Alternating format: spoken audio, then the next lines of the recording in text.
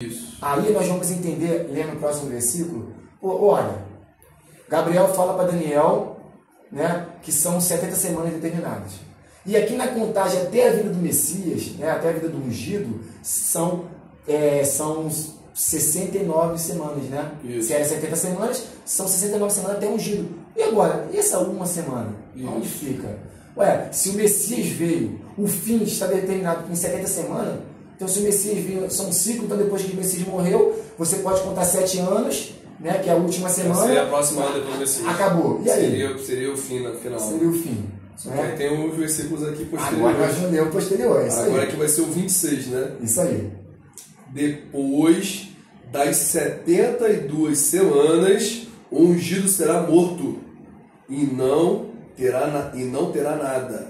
O povo de um príncipe que há de vir destruirá a cidade e o santuário. O seu fim virá com uma inundação.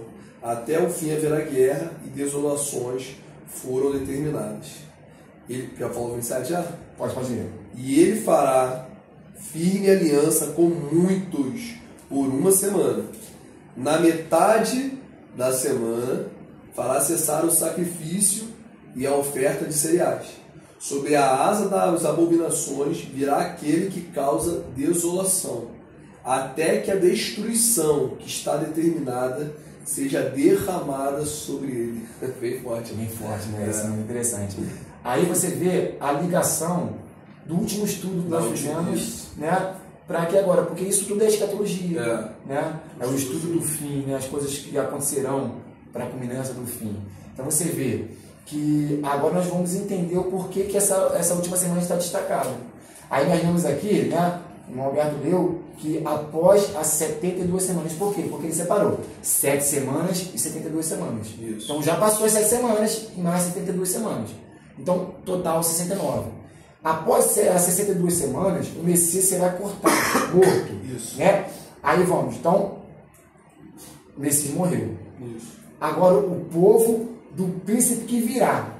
O povo do príncipe que virá. Então vai vir um príncipe, aí você vai associar. Agora que a gente vai ter a associação lá na frente, isso aí, do anticristo, que vai vir. Mas é o povo dele que vai acontecer isso. Você faz associação com o Apocalipse. Sim. Né? Claro que nós lemos lá em também Tessalonicenses, 2 Tessalonicenses capítulo 4, que fala acerca que a nossa reunião com Cristo não poderá acontecer.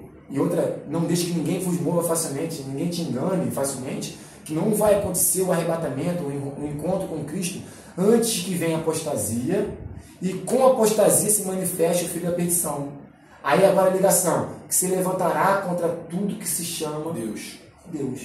Né? Então a gente pode fazer esse link. Então, aqui está falando que é o povo do príncipe que virá destruirá a cidade. Aí nós sabemos que a cidade, ali aproximadamente 70 depois de Cristo, né? Jerusalém, ela foi destruída. Ela foi posta a fogo, o templo mais uma vez foi destruído, tudo foi destruído. O segundo templo destruído. Isso aí. O segundo templo foi destruído. Então, o povo do príncipe que virá. Essa é a questão, onde nós entra mais em debate caloroso acerca dessa questão. Da onde virá, né, o desolador? Da onde virá esse príncipe que fará o acordo com muitos? Aqui em Daniel ele mostra que o povo que destruiu a cidade é desse povo que vai vir esse príncipe. Isso. Aí, posso ler Lucas 21? Então agora, a gente consegue linkar essa profecia de Daniel. A gente entendeu agora que do início até o final tem que vir do Messias. O início tem que ser o decreto para reconstruir Jerusalém, os muros, né, as ruas.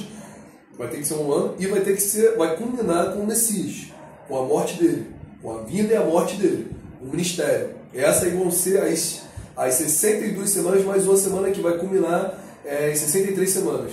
69 semanas. 69 semanas mais 7. Isso. Né? Que vai dar mais 7 anos, né? Que vai dar ou seja, vai faltar uma semana. Então a gente sabe que até então Jesus, no caso o Messias, vou falar de Jesus, vai ter que vir dizer, ou seja, teria que ser o século 1 mesmo. Isso aí. Aí vai faltar uma semana. A gente viu agora, acabou de ler em Daniel, que essa semana é diferente de todas. É verdade. Vai ter que vir um povo de um príncipe que há de vir ainda. Ainda vai vir. Ele vai vir, mas ele vai destruir a cidade, vai desolação até que A abominação que está decretada se assola sobre ele. Sobre ele quem? Sobre o príncipe. Sobre o príncipe. E aí, quero ler em Lucas 21, versículo 20, que Jesus fala o seguinte, ó. Quando, porém, vocês virem Jerusalém sitiada de exércitos, saiba que está próxima a sua devastação. Então, os que estiverem na Judéia, fujam para os montes. Os que se encontram dentro da cidade, saiam dele. E os que estiverem no campo, não entrem na cidade. Porque esses dias são de vingança, para se cumprir o que está escrito. Ai das que estiverem grávidas, ai, e das que amamentarem naqueles dias. Porque haverá grande aflição na terra, e irá contra este povo. Agora o 24, que é mais importante. Cairão a fio da espada, e serão levados cativos para todas as nações, e até que os tempos dos gentios se completem. Jerusalém será pisada por eles. Interessante. Então, esse termo aí, e é o primeiro e único termo que aparece que Jesus fala sobre o tempo dos gentios, até que o tempo dos gentios se completem. Só que aí então você repara que para essa semana acontecer, né, tem que acontecer essa situação do tempo dos gentios. O que é o tempo dos gentios? É justamente o tempo desse povo, né, que iria de vir e iria permanecer em Jerusalém até que ele saia dali. De uma certa forma, tire a situação. E esse príncipe ainda virá, esse povo. Só que o que acontece? Aí aí entra a subjetividade da parte do cálculo, né, das 70 semanas. Sim. A gente não consegue marcar nem o início e nem o final, não dá para cravar. A gente pode fazer alguma especulação histórica, só que e aí entra alguns problemas de muita gente que quer cravar em cima de subjetividade histórica. Até hoje tem gente cravando, né? Tem marcado para abril agora a próxima. Ah, tá? Tá, marcado para abril a próxima destruição. No século XIX, ele foi o século do advento, dizer assim, né? Que o milenismo, né, Thomas Miller, né, que começou com essa ideia de querer prever quando seria a volta, justamente para ele cravar o tempo dos gentios. Então ele começou a botar o início no tempo dos gentios e também estabeleceu um final. O que ele fez? Ele estabeleceu o início, né, do tempo dos gentios e começou a contar a quantidade de dias, né, que seriam precisos. Então ele começou a estabelecer um pouquinho antes, 590 depois de Cristo, mais ou menos ali, que Jerusalém foi sitiada. Já o Charles Taze Russell, fundador do Testemunho de Jeová, funda em 606 depois de Cristo, que vai culminar em 1914. Então todos eles vão cravar e vai contar, nada, esse ano vai acontecer o advento. Eles aproveitam que tiveram várias batalhas, várias guerras ali em torno de Jerusalém, né? E na verdade, se você for ver a profecia, fala que sempre vai ter guerra até o final. Vai ser dias angustiosos. Justamente por ele ter essa palavra assim, Jerusalém sitiada. Só que isso acontece em vários contextos da terra. Então é essa a nossa dificuldade, a nossa clareza e a nossa responsabilidade de não cravar algumas coisas, algumas datas, pelas quais a gente não sabe. E não foi deixado para que saiba. Exatamente. O que a gente tem que fazer, na verdade, não é cravar, né? A nossa preocupação não é essa. Até porque senão o Senhor falaria com a gente, né? Ele falou que só cabe ao Pai saber, então não é a nossa preocupação. Nossa preocupação é justamente essa que o irmão falou, é saber os sinais dos tempos. É isso aí. É interessante, porque a gente não pode ser leviano, né? Igual muitos têm sido levianos, né? E enganar o povo. A gente pode muito bem falar que, ó, vamos agora debater aqui, vai ser dia tal. Talvez eu não vou enviar naquele dia, sei nem o que vai acontecer. Eu vou ganhar seguidores, eu vou ganhar dinheiro, não sei o quê. Mas não é essa a nossa preocupação, porque Deus ele entende e conhece o profundo do nosso coração, a minha intenção. Se a minha intenção é ganhar dinheiro, eu já estou em dívida com você. Aquela dívida que foi rasgada, que todos, né, que aceitam ao Senhor tem a sua dívida ali rasgada, e você está no Santo dos Santos. Eu, na verdade, estou fazendo como que estivesse trazendo para mim de novo uma dívida. E eu não quero isso, que eu não tenho como pagar isso. Né? Então, assim, Jerusalém foi sitiada. Desde ali da Nabucodonosor, foi sitiada. Então, ela não está mais como era antigamente. Não é o próprio povo de Deus que comanda Jerusalém. Né? Jerusalém foi destruída várias vezes. Aí, como o nosso irmão Alberto falou, existiram várias guerras ao longo do tempo. Justamente porque Jesus falou que realmente aconteceria isso, seria momentos difíceis, dolorosos de guerras, rumores de guerras. E nós vemos quantas guerras. nós estamos praticamente caminhando para a Terceira Guerra Mundial. E Israel, ele foi renascido como Estado-nação em 1947. 1947. E mesmo depois que estabeleceu como nação, ainda não tem soberania completa. Hoje não tem. Está lá em disputa até hoje. Nós temos aqui agora, né, a Jerusalém Oriental, né, onde está ali o templo, né, onde seria o Monte Moriá. Isso. Ela não está com Israel, ela está com a Cisjordânia. Isso. A Cisjordânia que está ocupando aquele espaço que biblicamente faz parte da terra do povo de Deus. A OLP está em negociação com o governo de Israel, já conseguiu uma região de Jericó, facilitada, está no campo de Davi, assinada entre Israel e Egito, permanece igual. A fronteira de Israel e Jordânia está aberta. O governo da Síria também está disputando. Toda essa questão. Esse livro é um pouquinho antigo, não é de agora, tá? Só que eu queria só mostrar aqui que o autor, que eu gosto muito dele, Ezequiel Soares, até recomendo esse autor, porque ele fala, ó, pergunta ao leitor, já terminou o tempo dos gentios? Até hoje a parte oriental de Jerusalém está na Cisjordânia e apenas 2 partes dos países estão nas suas embaixadas de Jerusalém. As demais continuam em Tel Aviv, em Jerusalém, e continuam sendo pisadas pelos gentios, até que o tempo dos gentios se completem. Então ele vai mostrando isso, que toda a parte da história, ele faz aqui um resumo histórico grande de toda a situação que aconteceu em Jerusalém, mostrando que ainda tem gentio nessa parte. Gentio, tá lá. E hoje nós estamos vendo uma batalha, né, uma guerra limitada, né, uma guerra mundial, uma guerra limitada entre Israel, a faixa de Gaza, Israel, a Síria, Israel e o Líbano. Justamente por território, justamente por essas questões. Então, a gente não pode cravar, agora vai finalizar o tempo de gentio. Não. O que nós podemos dizer existe uma contagem de 70 semanas de anos, né, a Shavuim.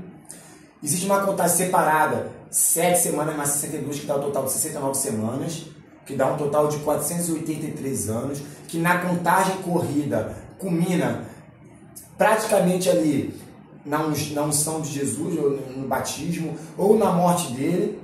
Aí nós falamos aqui no 1º século, está bem claro isso, né? E aqui também está bem claro que tem essa separação de 69 semanas, faltando uma semana. Isso. E agora nós vamos voltar aqui, né, no versículo 26, que fala, nós já falamos que o povo do príncipe que virá destruirá a cidade. Então, a cidade foi destruída mais uma vez. Pode ver que destruirá a cidade e o príncipe virá. Então, foi destruída a cidade 70 depois de Cristo. O povo de Israel ele foi espalhado mais uma vez na face da terra, né? Aí ele fala aqui, olha... Aí no versículo 27, e ele confirmará o pacto com muitos por uma semana. Olha a semana aqui. Então ele vai firmar um pacto por uma semana. Nessa semana é a justa semana que está faltando para completar 70 semanas que... Seriam os últimos 7 anos. Seriam os últimos 7 anos. Por isso que você escuta muito falar que a grande tribulação, né, seria esse período de 7 anos, porque seria a final. Né? E isso vai ocorrer depois que acabar o tempo dos gentios. Na teoria é isso. Porque teoricamente o tempo, como se fosse, entre aspas, está parado. Vamos dizer assim. Está parado porque falta uma semana. Vai faltar uma semana para se completar as 70 semanas. Mas o tempo dos gentios continua, né? Então impede que aquele príncipe que há de vir, que veio desse povo. Então por isso que a gente fala que o anticristo também veio de Roma. Ou aí é a nossa também questão histórica, se é Roma mesmo, né? Se é um dos povos que deu origem de Roma, se é Roma é ligada à igreja romana. Então existem várias situações, né, que a gente vai identificar. Aí fazendo um link lá com o Tessalonicenses, vai falar que o que impede que ele se manifeste seria justamente que o que vai fazer ele aparecer, vou ficar corrigindo melhor, vai ser a apostasia. A apostasia crescendo, ele vai conseguir conseguir uma manifestação dele. Então são coisas que atribuem a isso. É isso aí. Então, justamente. Então você vê que essa última contagem, desses últimos 7 anos que faltam, ele culmina na apresentação desse príncipe que vai vir. Então, a contagem, aí a pessoa fala, como que você entende que a contagem cessou? Está bem clara. 69 semanas, falta uma semana. O Messias foi morto, o Messias foi ungido e foi morto, né? Agora, ele vai vir um príncipe que vai fazer um acordo de uma semana e na metade da semana ele vai lá e vai quebrar o pacto e vai ir contra tudo que se chama Deus. Justamente linkando com 2 Tessalonicenses, capítulo 2, Apocalipse, capítulo 12, que fala aqui que o dragão, né, ele vai vir por um tempo e metade de um tempo.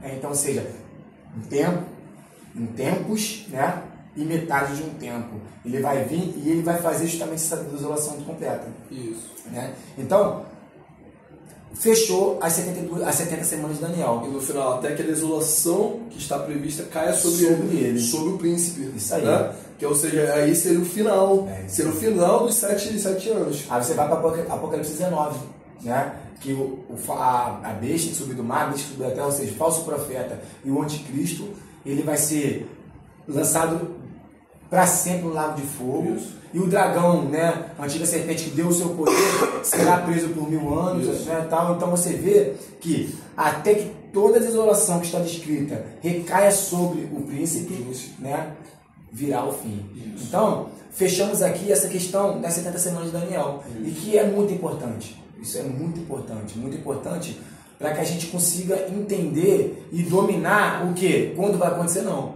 Para que a gente consiga dominar os sinais da vida do Senhor. O nosso Deus que nós tanto pregamos, dizemos, né, que Ele está para vir, que Ele vai vir, né, e Ele cumpre suas promessas, porque essas 69 semanas, como nós fizemos aqui a contagem, ela foi cumprida. Sim. Foi cumprida ali literalmente, foi cumprida ali... Só falta uma semana, né? Por isso que muita gente fala, tá demorando, já passou tanto assim. Na verdade, só falta uma semana. A diferença é que o tempo está parado. E assim, muita gente ao longo da história foi tentar fazer esse tempo. Vamos pegar um exemplo clássico, Isaac Newton, que todo mundo conhece, né? Ele ficou 10 anos estudando Daniel, Ezequiel. Tem um livro dele, tem livro da internet se você procurar. E o problema dele é que ele falava justamente esse início. Quando se inicia o ano dos gentios, ele não conseguia prever. Ele tentou de tudo que era jeito. Aí ele chutou, e ele fala isso aí mesmo. O chute dele, que seria assim 808, mais ou menos quando Carlos Magno, Império, eles se unem, a igreja se une ao Estado. Então ele entende que aí Roma, aquele povo, o príncipe que ia de vir, Roma, baseado com a igreja, ela se une com o Estado. Quando tem essa aliança entre política e religião, ele entende que aquilo ali é o início do ano dos gentios, e ele começa a cravar naquele... Ele fala que realmente ele se baseia naquele ano. Naquele ano, ele fazendo a contagem, culminaria em 2060. Se você for ver, tem um monte de professores hoje falando em 2060, botando ali, porque foi o cálculo de Isaac Newton. Isaac Newton, entre os outros, ali é o mais aceitável, menos lunático, falar assim, né? Que teria mais razão. Né? Mas a ideia é essa, que você fique com essa compreensão, entenda o que foi 70 semanas, né? Caso você tenha dúvida, te procure também, escreve teu comentário, eu acho sobre isso, é muito irrelevante pra gente, eu acho que eu tenho uma informação a mais, eu gostaria de entender mais, por que não foi no ano 70, ou se foi depois, se o cálculo aqui tem como ser, entendeu? Tem muitas religiões, até seitas, que se baseiam nesse cálculo para justificar suas doutrinas, e não é o que a gente está fazendo, a gente está botando a parte clara, né, da profecia, estudando dentro do contexto, e mostrando as nossas dificuldades e por que a gente não crava e também a dificuldade de cravar disso. Né? É isso aí. E justamente isso, né, como o Roberto falou, para que você não seja enganado. Isso. Nem pela gente mesmo. Isso. A nossa preocupação não é que você seja enganado pelas pessoas, também pela gente. A gente não pode dizer aquilo que não está escrito, não pode dizer aquilo que não está revelado. A revelação da doutrina, a revelação do entendimento acerca das coisas que virá, já está descrito na Bíblia. Não tem profecia, não tem nada que vai trazer algo posterior para um acontecimento que virá, porque Deus mostrou para mim, para um grupo seleto, como muitas religiões fazem, né, e fizeram no passado, ainda continuam fazendo. Né? Esses dias eu estava vendo um vídeo, né, não vou falar o nome de religião, que não é nosso intuito, o intuito é você não ser enganado, né? Falando que a igreja que é a remanescente é a igreja tal. Nós somos a remanescente. Os outros são Babilônia, né? Roma, Babilônia. Lá na Babilônia existem os fiéis, que eles um dia abrirão seus olhos e virão para a remanescente, vocês virão para essa denominação, essa religião, e se tornarão igreja fiel, assim como eles são. Então, assim, não é o nosso intuito. Não existe um grupo fechado, existe um grupo sim, é a Igreja de Cristo. Que é os remanescentes. Que é os remanescentes. Não tem nome, não tem tem denominação. Ela está espalhada na face da terra. É o corpo místico de Cristo, que é o que a gente entende, né? Que é o corpo de Cristo. Está espalhado, é a igreja viva, pedras vivas, não pedras mortas, que seriam templos, né? Serão pessoas vivas que estão espalhadas, realmente, que a gente não consegue ver, nem imaginar, só Cristo consegue ver. É verdade. Né? É isso. Então que você fique em paz. Não esqueça de curtir, compartilhar. Manda aí, compartilha esse vídeo. Muita gente tem interesse por esse tema, né? E se você gostou também, se inscreve no canal, convide os amigos. Isso é muito importante pra gente estar podendo crescer no YouTube e produzindo mais conteúdos como esse. E é isso aí. Fica com Deus, fica na paz. Fica com Deus, a paz do Senhor. Amém.